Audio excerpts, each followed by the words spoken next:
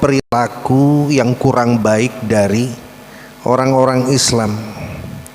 Artinya orang-orang Islam itu dengan perilakunya yang tidak baik itu menutupi keindahan ajaran Islam.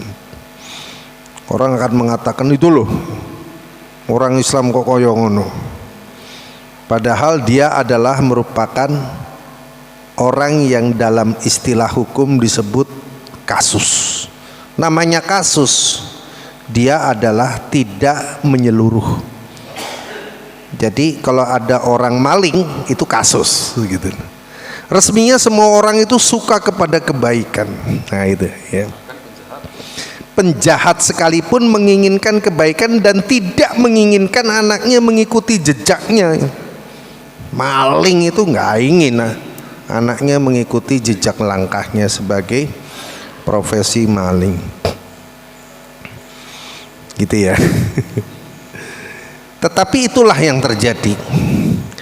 Maka lembaga pendidikan Islam, pesantren dalam hal ini di benak masyarakat umum tetap bagaimanapun akan dianggap sebagai sebuah lembaga pendidikan untuk membentuk karakter seorang yang memiliki moral, perilaku, akhlak yang mulia, serta kecerdasan intelektual di dalam penguasaan ayat-ayat Al-Quran maupun hadis-hadis Rasulullah serta aqwalul ulama dan cara mengambil kesimpulan hukum dan seterusnya dan seterusnya.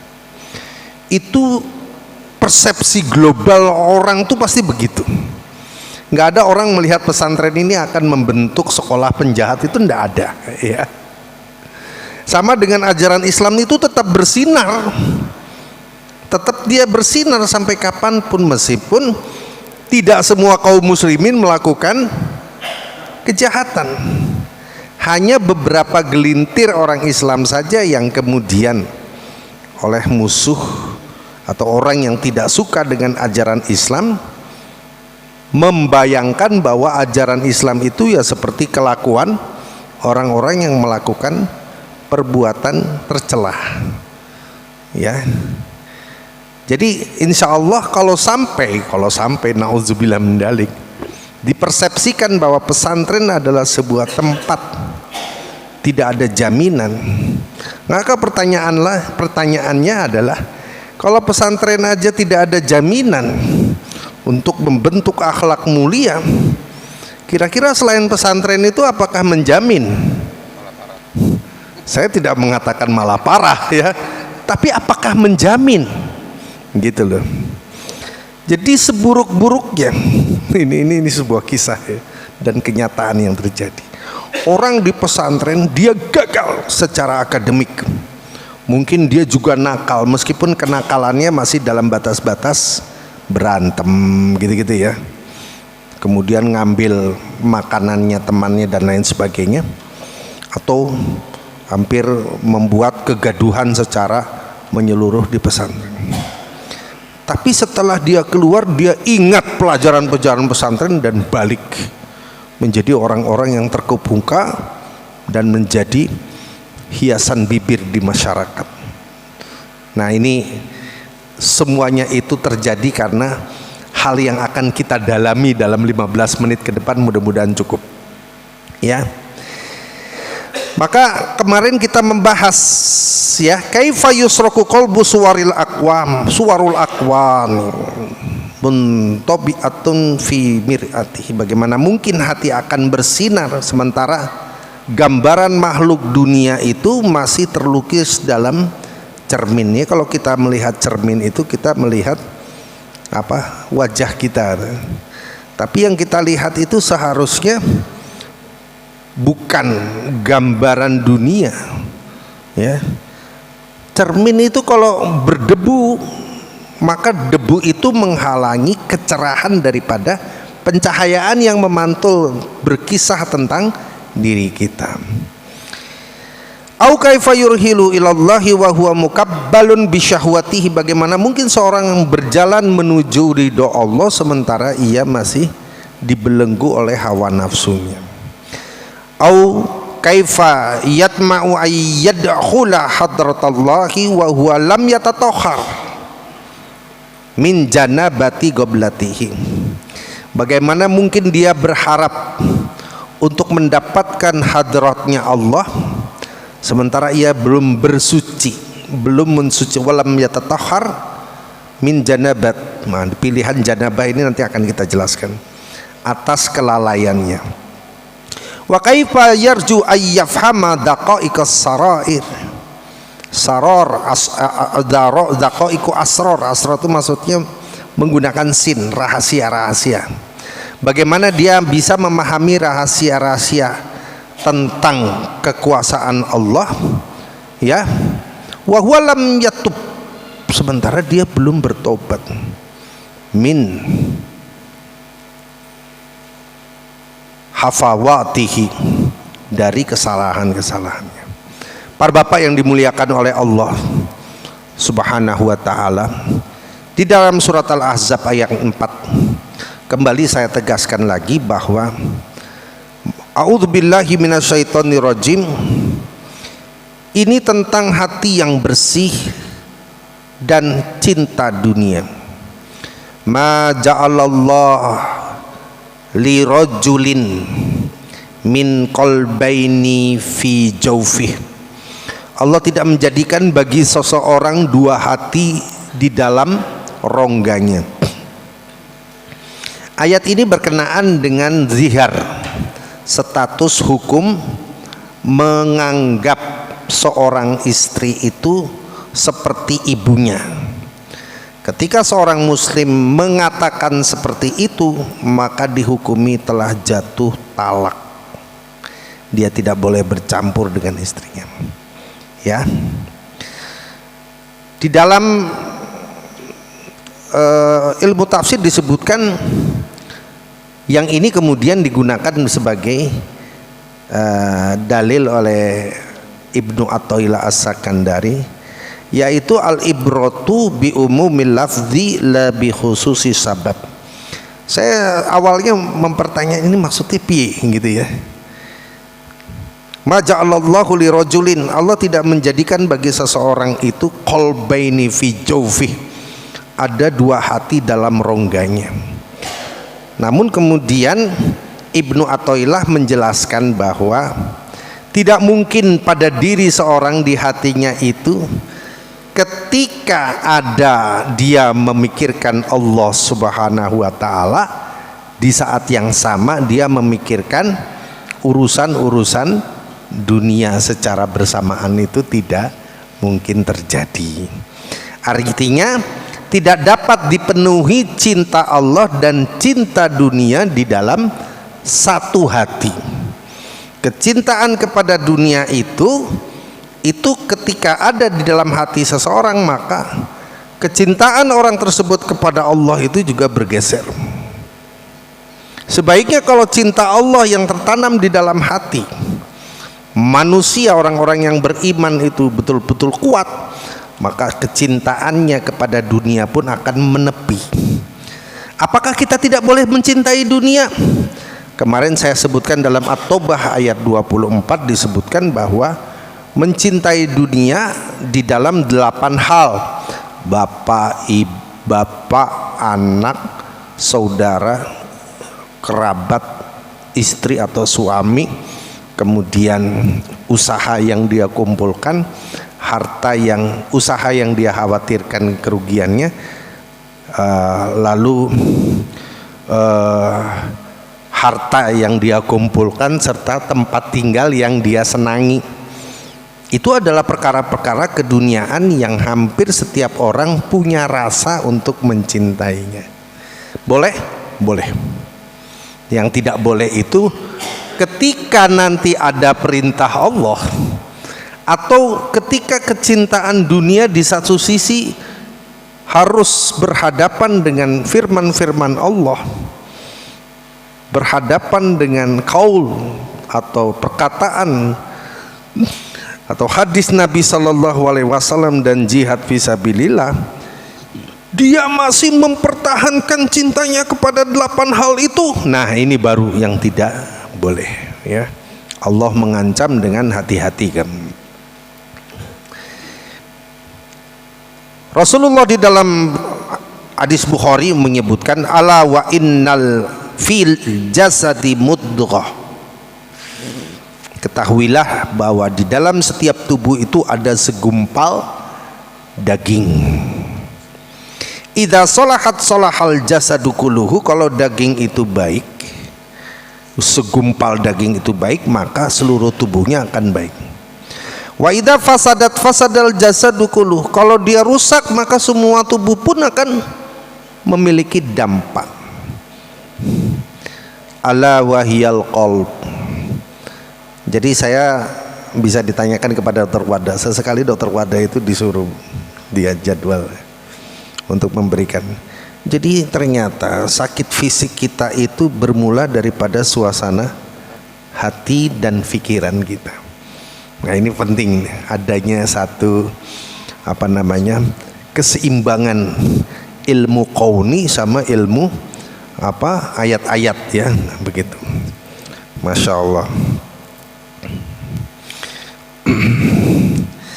Jadi selama seseorang masih tunduk kepada hawa nafsunya, dia akan terhalang untuk bisa berjalan dengan baik menuju Allah, ya.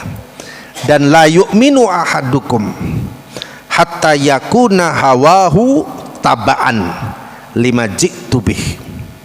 Tidak sempurna, bukan tidak ada iman. La yu'minu ahadukum itu imannya masih ada, tetapi lam yakun kamilan, tidak sempurna. La yu'minu ahadukum, tidak sempurna iman seseorang hingga dia menjadikan hawahu taba'an, tunduk, lima ji'tu bihi, dengan apa yang aku datang dengannya. Maksudnya Al-Quran dan hadis. Jadi kalau sudah Al-Quran menetapkan, hadis memberikan tuntunan, hawa nafsu kita ini harus kita tundukkan untuk lebih menjalankan ajaran Islam daripada mengikuti apa yang kita inginkan. Keinginan itu berbeda dengan kebutuhan, Pak. Keinginan itu macam-macam itu. Orang butuh itu maksudnya begini. Nah ini, saya ketika ngelak, saya minum, selesai, itu butuh. Tapi kalau keinginan, kita bukan hanya susu, tapi es teler yuklah. Nah sana itu ya. Apalagi wis panas mempeng-peng itu. Nah ya, dan es macam-macam gitu ya. Tapi kalau cukup dengan air itu kita memenuhi kebutuhan. Boleh kita menikmatinya atau mengikuti keinginan, boleh-boleh saja sejauh itu tidak berlebihan ya. Karena sesuatu yang berlebihan pasti akan membawa dampak ya. Maka jalan menuju Allah adalah jalan dengan upaya kita mematahkan belenggu hawa nafsu dan menundukkan dunia di bawah kehendak Allah. Apakah semudah itu ya? Maka Ibnu Athaillah di dalam hikmah yang lain menyebutkan begini, al-aqwanu kulluha dzalamah. Seluruh alam ini sebenarnya adalah gelap. Wa innama anaruha zuhurul haqqi fiha. Yang menjadi terang bumi ini itu karena tampak di dalamnya cahaya Allah yang ada di dalam Al-Quran, yang ada di dalam hadis yang disampaikan oleh Rasulullah, itulah yang menerangi bumi ini ya. Tanpa itu gelap. Jadi asalnya al-aqwanu kulluha dzalamah. Waduh, ngeri sekali ya.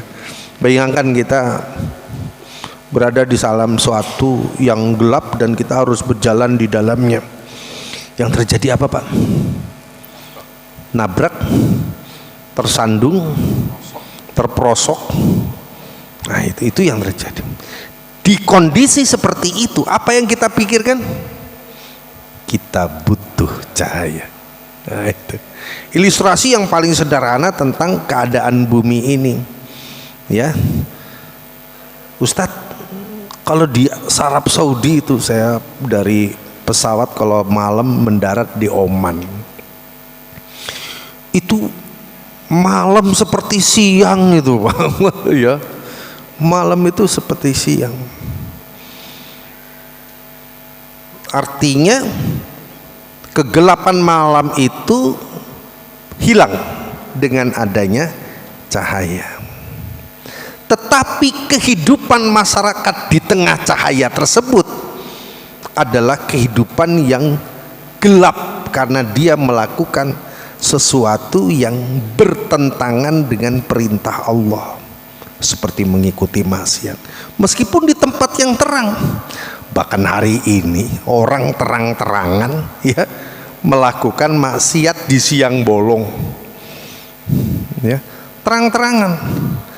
Ramadan itu jelas Ramadan cah, ngombe nang ngarepan kaum muslimin, ya.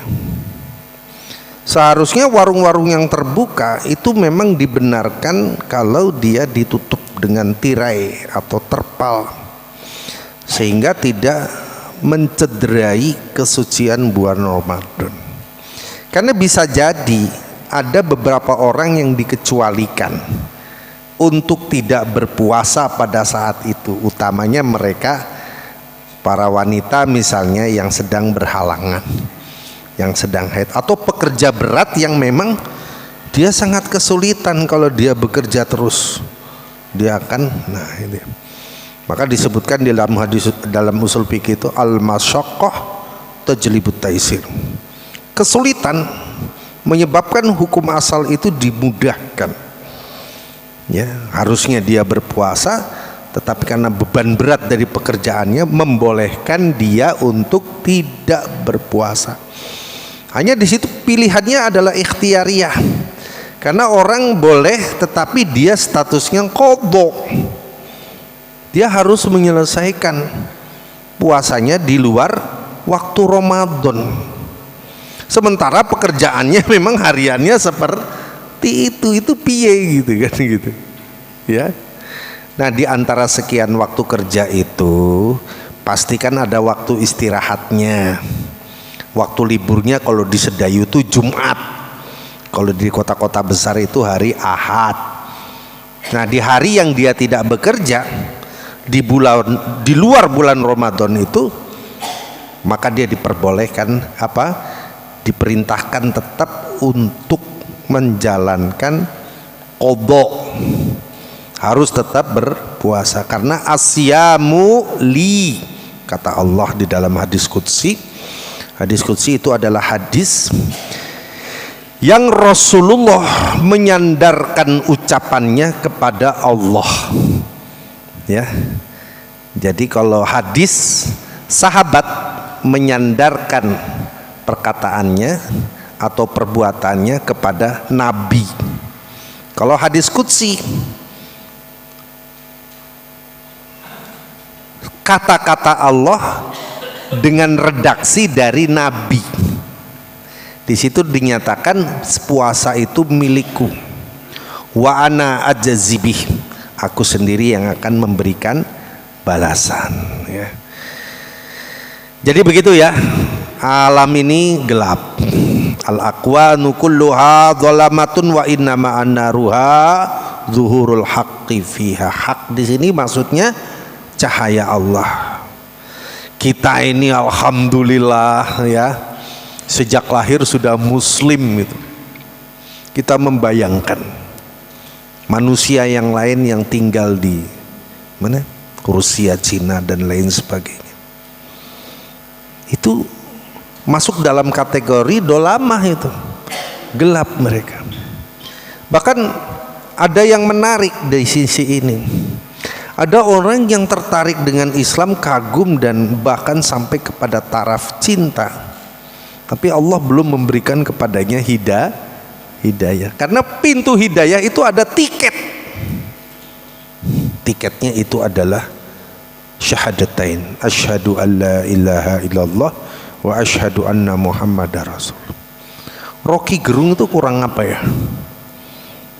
Semua ucapannya disandarkan kepada perkataan Allah, Al-Quran, dan perkataan Rasulullah. Bahkan dalam satu kesempatan dia mengatakan, rusaknya negara ini karena enggak mengikuti tuntunan Muhammad sallallahu alaihi wasallam. Apakah dia muslim? Belum. Kita berharap dia masuk Islam. Kita berdoa ya. Vladimir Putin itu memberikan keleluasaan kepada kaum muslimin di Rusia hari ini, sehingga banyak orang berbondong-bondong masuk Islam ya.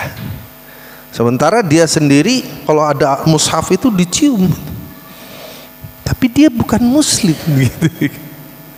Maka kita harus mensyukuri nikmat Allah yang berupa hidayah, di mana di dalam dada kita ini sudah dibekali cahaya yang dengannya kita bisa bukan sekedar berjalan di tengah kegelapan dengan cahaya tersebut, tapi memberikan manfaat kepada yang lain untuk juga berjalan di dalam kegelapan itu tanpa rasa khawatir. Itulah petunjuk Allah yang kita gunakan untuk kebaikan kita di dunia dan di akhirat.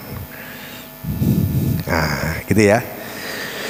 Am kaifa yurhilu ilallahi wa huwa mukabbalun bisyawatihi. Seseorang tidak akan bisa berjalan menuju Allah selama masih terikat dengan hawa nafsunya ya.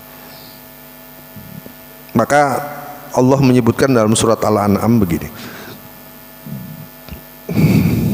abaman kana mayyitan fa ahyainahu. Apakah orang yang sebelumnya mati, maksudnya mati di sini adalah mati hatinya. Fa ahyainahu, kemudian kami menghidupkan hati itu. Wa ja'alna, dan kami telah menjadikan lahu, bagi hati itu, nuron, cahaya. Yamshi bihi finnas, yang dia gunakan untuk berjalan di tengah manusia. Itu maksudnya apa? Kamu jangan menikmati kebenaran itu hanya untuk diri, tapi juga gunakan kebenaran itu untuk mengajak orang lain mengikuti jalan Allah yang sedang Anda lakukan. Jangan hanya merasa puas menjadi orang soleh, tapi berusahalah naik kelas menjadi muslih. Muslih itu perannya apa? Dia memperbaiki keadaan, membangun peradaban, melakukan perubahan. Perubahan yang bagaimana? Perubahan minadz-dzulumat, dari kegelapan, ila nur, kepada cahaya Allah Subhanahu wa taala. Dan itu dibutuhkan dakwah. Jadi antum semua hari ini juga ketika mendapati satu ayat wajib ya, satu ayat aja harus nyampaikan, apalagi sudah berayat-ayat, ngaji sudah berbulan-bulan, bertahun-tahun malah ya. Anda jangan merasa cukup untuk menjadi orang soleh. Di beban Anda semua ada tanggung jawab untuk memperbaiki situasi yang belum sesuai dengan kehendak Allah dan Rasulnya.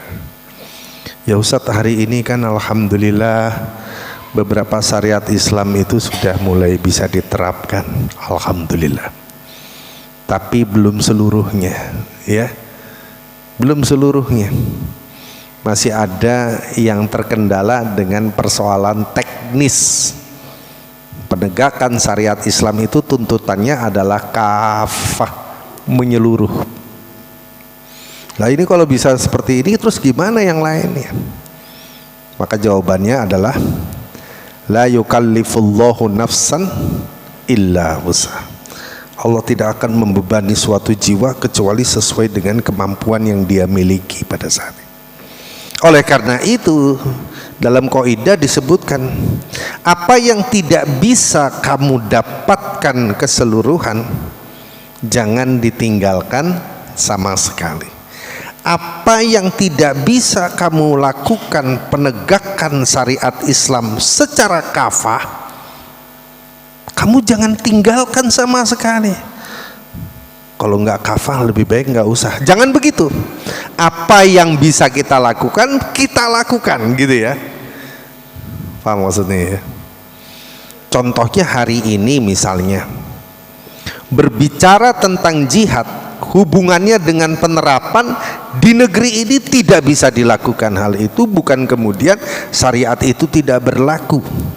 Tetap itu disampaikan sebagai wacana keilmuan, karena mungkin saja di kelak di kemudian hari Allah mendatangkan orang yang menginginkan sumber daya alam yang dimiliki oleh kita di negeri ini, dan mereka datang dengan, mungkin awalnya pasti dengan ekonomi menjerat, membuat kita terpasung. Dulu Belanda itu yang datang bukan tentara, yang datang itu adalah pedagang, VOC. Baru kemudian untuk mengamankan perdagangannya dia membentuk tentara. Dijajahlah kita, diambil sumber daya termasuk tanah. Lemah kita kan lemah abang, dibawa untuk nguruk negeri Belanda itu sekarang tuh. Itu tanah dari Jawa itu pakai kapal. Betapa miskinnya mereka. Ya. Nah, kita pada saat itu, dan mungkin nauzubillah min dzalik, semoga ini tidak terjadi, penetrasi terhadap suatu negara melalui ekonomi harus diwaspadai.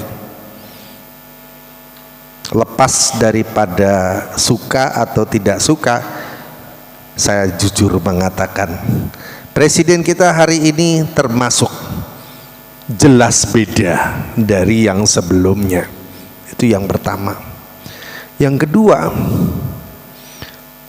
mudah-mudahan dia betul-betul mengejar para koruptor-koruptor sampai kepada biangnya, yang bermuara kepada 9 naga yang mengacak-ngacak alam Indonesia ini. Dan negara, air, udara, serta laut itu adalah milik negara, bukan milik perorangan. Negara menggunakannya untuk kemaslahatan masyarakat. Itu undang-undang dasar itu. Nah, ini mudah-mudahan sudah mulai membaik situasinya ya. Azan dulu atau monggo.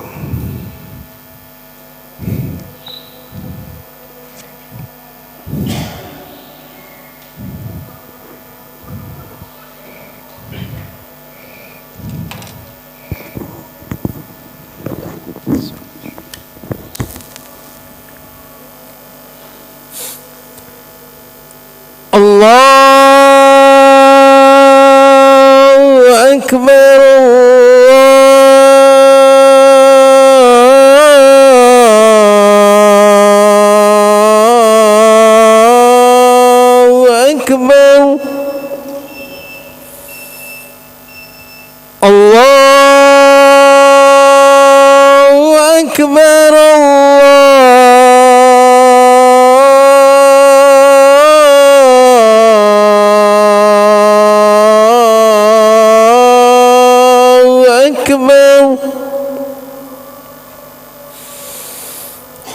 أشهد أن لا إله إلا الله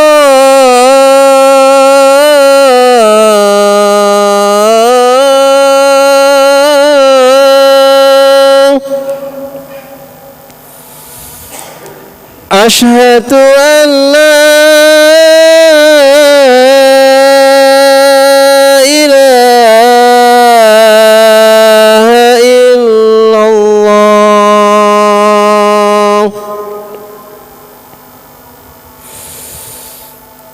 أشهد أن محمدا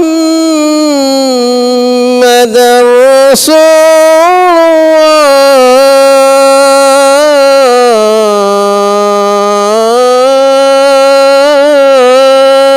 الله أشهد أن محمدا رسول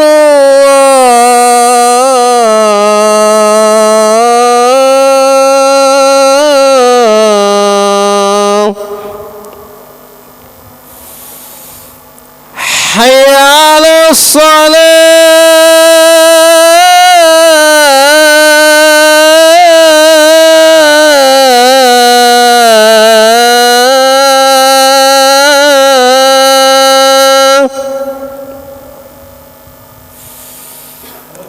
حي على الصلاة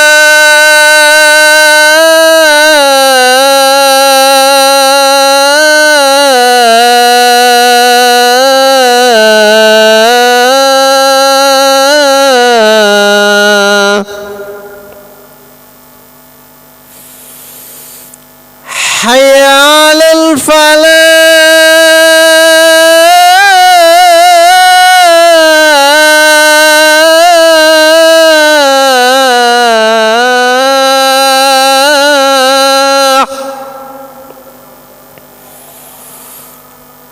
حي على الفلاح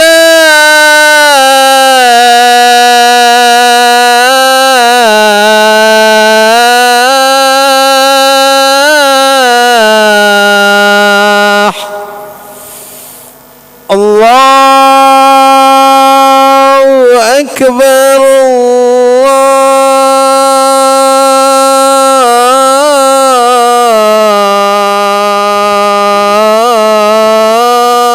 الله أكبر لا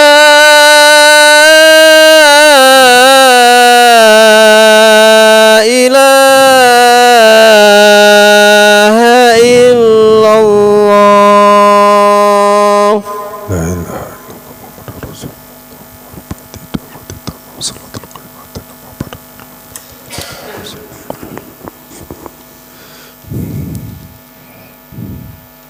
Baiklah, kita lanjutkan. Bismillahirrahmanirrahim.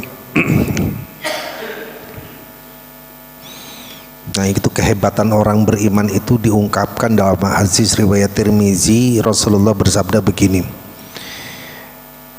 ittaqu firasatal mu'min,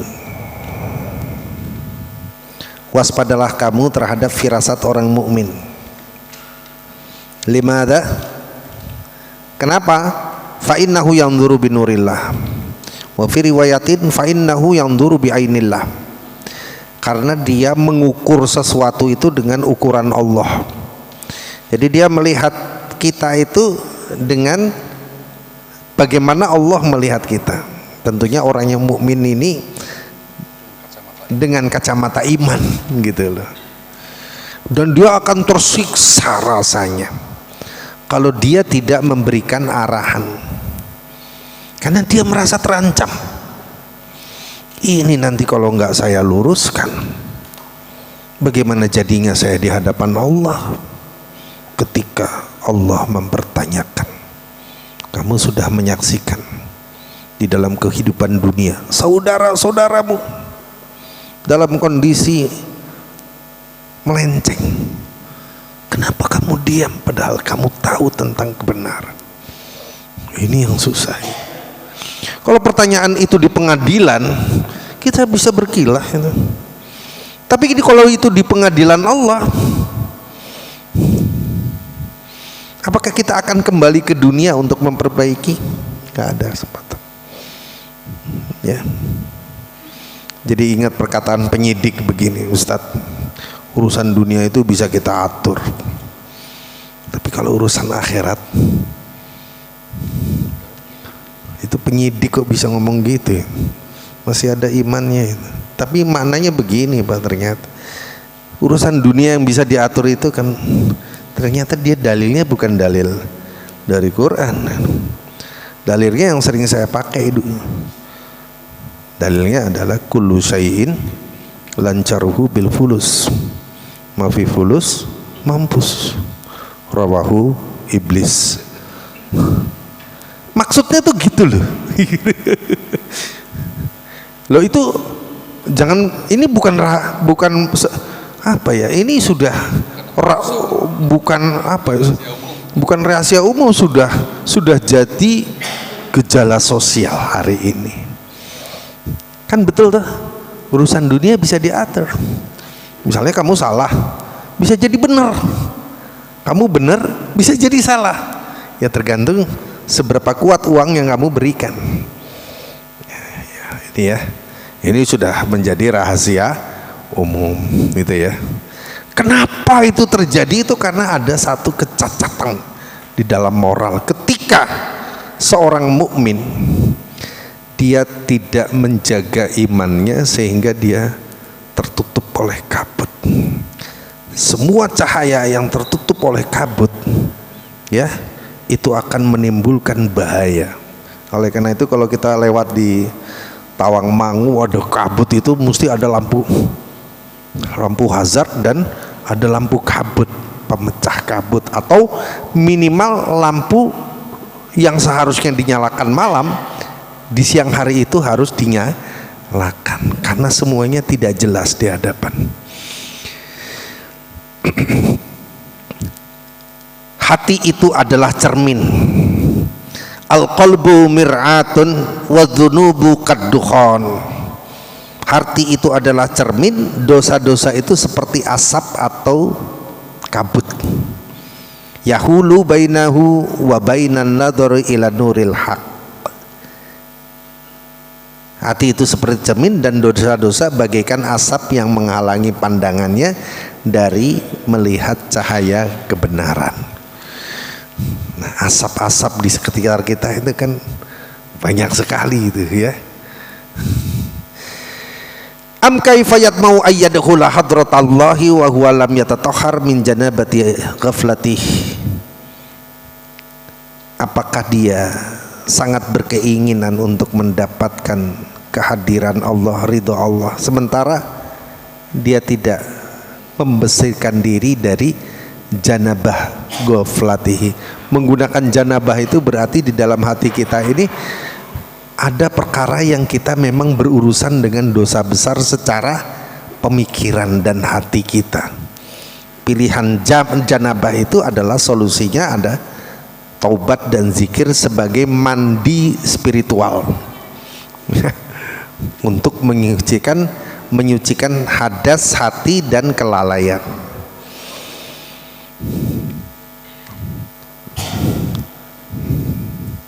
Masih banyak ini sebenarnya panjang. Tapi saya akan membuat satu solusi aja. Dari solusi ini kemudian kita, barang siapa yang ingin hatinya bercahaya, hendaklah banyak berzikir, banyak istighfar, zikir pagi, zikir sore, ya. Kalau bisa nanti ada yang mau apa? Kayak ini loh, mau bersedekah dengan buku-buku kecil, zikir pagi dan sore, maksurat dibagikan. Itu sistem pertahanan kita, ya. Alutsista, alat utama sistem pertahanan dari sergapan setan yang telah bersumpah untuk menyesatkan kita. Menjauhi yang kedua dosa-dosa kecil dan dosa-dosa besar. Kemudian menghindari lalai dari Allah dan senantiasa bertobat dengan sungguh-sungguh. A'udzubillahi minasyaitonirrajim. Qad aflaha man zakkaha. Sungguh beruntung orang yang mensucikan jiwanya. Wa qad khaba man dassaha. Dan sungguh rugi orang yang mengotorinya. Bagaimana dia bisa mau dikatakan mengotori? Karena dia membiarkan debu-debu itu tidak dibersihkan. Debu itu adalah tentang dosa. Debu itu adalah tentang kesalahan, dan kita tidak menyadari bahwa itu akan membuat cahaya kita redup. Demikian, silakan ada pertanyaan, monggo dipersiapkan Ustadz. Monggo Ustadz. Pak Khair. Waalaikumsalam warahmatullahi wabarakatuh. Ini ada sedikit yang Didekatkan. Ini ada sedikit yang saya belum paham tentang cinta dunia itu bisa menggeser cinta kita kepada Allah. Padahal dalam Quran itu disebutkan wala tansa nasib wabtagi fima ataqawah darul akhirah wala tansa nasibaka minad dunya. Dan carilah apa-apa yang Allah berikan kepada kalian untuk kepentingan akhirat. Wala tansa nasibaka minad dunya, dan janganlah kalian melupakan tentang kehidupan dunia. Kemudian yang saya tanyakan, cinta dunia yang model bagaimana yang sampai bisa menggeser cinta kita kepada Allah? Padahal kita ini namanya manusia pasti cinta dengan dunia.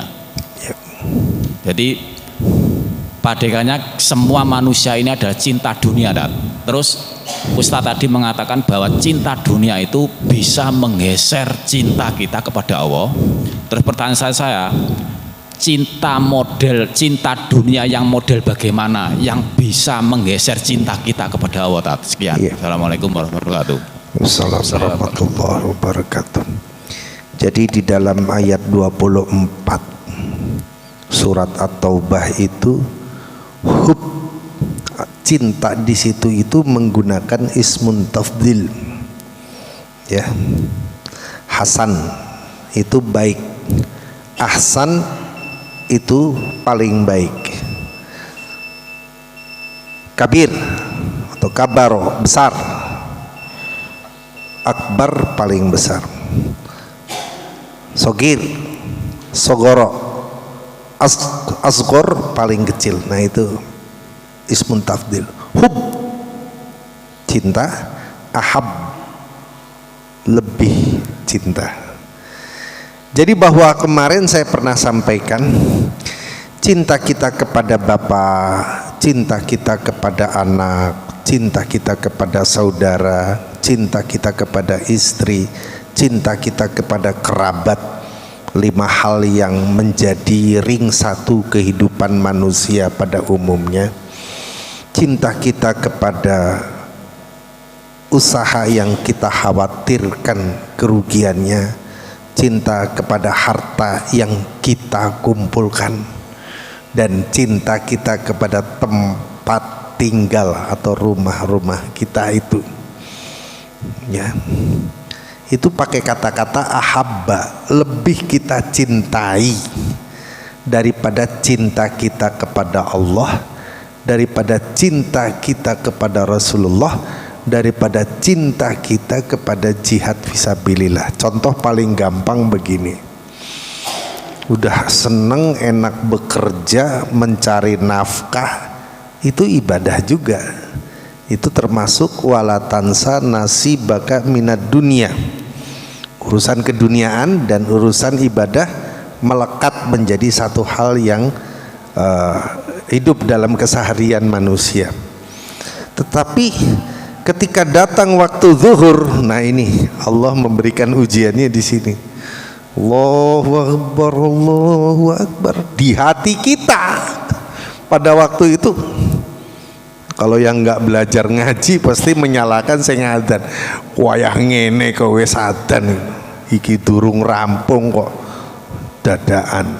Itu sing orang ngaji. Ya. Yang ngaji langsung dia letakkan cangkulnya, aritnya diringkesi, langsung dia ke masjid, bawa pakaian ganti untuk yang khusus sholat. Nah itu sing ngaji, ya. Dia berani tinggalkan perkara itu demi memenuhi panggilan Allah. Itu contoh yang paling sederhana. Tapi ada juga yang seperti ini, yang ketiga ini, ya. Dia tidak peduli sungkowai, toh masih ada antara jam 12 piro jam 11.26 menit azan zuhur, masih kira-kira sampai jam 2:30 menit azan asar itu kan masih longgar. Setan bekerja di situ ya, membangun sebuah persepsi pada diri dia, toh dia lagi bekerja menafkah. Jadi setan tuh ngembuske pinter banget gitu ya. Padahal Allah menguji dia dengan panggilan rutin. Sebaik-baik sholat adalah di awal waktu menurut Nabi. Mampukah dia tinggalkan urusan itu demi memenuhi panggilan Allah? Nah itu posisinya di situ, Pak. Karena itu satu sequel kecil yang namanya tijarah tahsyawna kasadaha. Perdagangan di situ disebut sebagai perdagangan yang dia khawatirkan kerugiannya. Gini lek aku mandek iki nanggung. Nah, di situ antara nuraninya sebagai seorang mukmin sama kepentingan duniawinya sedang bertarung itu. Dia memilih untuk meneruskan pekerjaannya, meninggalkan Allah. Berarti lebih ahabba kepada tijaratun tasawna kasadaha daripada panggilan Allah, panggilan Rasulullah dan jihad fisabilillah. Itu contoh sederhananya seperti itu, gitu ya. Dan banyak contoh-contoh yang lain. Makatan nggih Pak ya. Jadi posisinya kita boleh mencintai 8 hal itu, boleh. Sejauh 8 hal itu ketika kemudian ada perintah Allah yang paling sederhana, contohnya tadi perintah Rasulullah, dan belum jihad ini kita, perintah Allah dan Rasulullah, maka kita tetap memilih Allah dan Rasulullah. Bagaimana dengan 8 hal itu tadi? Kalau bisa kita kondisikan bapak kita, anak kita, saudara kita, istri kita, kerabat kita, harta yang kita kumpulkan, perdagangan yang kita khawatirkan kerugiannya, serta rumah tempat tinggal kita, kita kondisikan untuk mencari ridha Allah. Nah itu berarti dia sukses di dalam menjalankan kehidupannya sebagai seorang mukmin. Nafsunya bisa dia kendalikan. Ini Allah sudah manggil. Ada contoh cerita nih di Sedayu Lawas, mungkin pernah bapak-bapak beli gado-gado yang diulek langsung, Pak. Namanya Mangganda. Mangganda, orang Cirebon. Mangganda iku, semoga Allah merahmatinya, sudah wafat. Ya. Dia pernah tinggal tetangganya Kaut. Itu Pak, kalau ada azan berkumandang, ujiannya apa? Ujiannya tuh banyak sekali, pelanggannya datang. Apa yang dia lakukan? Mohon maaf, ini sudah azan, saya harus tinggalkan dulu ini. Mungkin di antara para pembeli, loh Pak, aku ya sengadek suwe ngantre neng gini nih, masa ditinggal begitu saja? Kira-kira kan begitu, wajar ya? Wajar gak? Wajar. Monggo silakan kalau jenengan nggak mau bisa beli di tempat lain. Saya harus sholat dulu, tinggal. Apa yang terjadi setelah itu? Nggak ada pembeli, Pak. Kan sisa tuh makanan, sisa kan? Sisa. Hari itu dia tidak begitu, dari pagi itu nggak begitu mendapatkan. Tapi karena dia memilih Allah, panggilan Allah segalanya, dia penuhi itu, pelanggannya ditinggal. Dan Allah maha adil, Pak. Belum sampai rumah istrinya marani, Pak ini ada pesanan, ya, pesanan sampai 100 bungkus. Sing ngantri tadi piro? Nggak sampai 10 orang, Pak. Dikasih oleh Allah 100 bungkus. Wa huwa razzaq, ya. Itulah iman, Pak. Mayyattaqillah, siapa yang takwa kepada Allah, mendahulukan Allah, yaj'al lahu mahraja, Allah akan memberikan solusi. Wa yarzuqhu, dan akan memberikan kepadanya rezeki min haitsu la yahtasib, dari arah yang tidak disangka-sangka. Allahu Akbar. Dan masing-masing kita punya cerita ruhiyah, masing-masing pasti punya pengalaman itu. Saya yakin itu ya.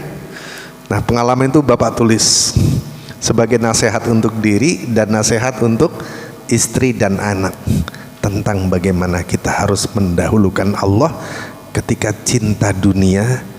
Cinta 8 hal di dalam surat At-Taubah ayat 24, ketika berhadapan dengan Allah, Rasulullah, dan jihad fisabilillah itu, jangan sampai kita lebih mencintai 8 hal itu, karena Allah bilang awas kan, fatarabbasu titenono hatta ya'ti Allahu bi amrihi, sampai Allah menunjukkan urusannya. Datar tapi mengancam. Allah nggak mau diduakan, Pak. Nah itu ya. Demikian dari saya. Sudah cukup dulu, nanti kita lanjutkan di kesempatan yang akan datang. Begitu ya Pak ya, insyaallah. Aqulu qouli hadza wa astaghfirullah li wa lakum wa li sairil muslimin wal muslimat min kulli dhanbin wastaghfiruhu innahu huwal ghafurur rahim. Wabillahi taufiq ila aqwamit thoriq. Walhamdulillahi rabbil alamin. Assalamualaikum warahmatullahi wabarakatuh. Demikian tadi yang disampaikan oleh Ustadz Kiai Haji Azhari Debakusumo. Semoga kita semuanya bisa mengambil hikmah dan manfaatnya. Amin Allahumma amin. Dari kami mohon maaf kalau ada kesalahan. Kita tutup dengan bacaan hamdalah dan doa kafaratul majlis. Alhamdulillahirabbil alamin. Subhanaka Allahumma wa bihamdika asyhadu an la ilaha illa anta astaghfiruka wa atubu ilaik. Wassalamualaikum warahmatullahi wabarakatuh.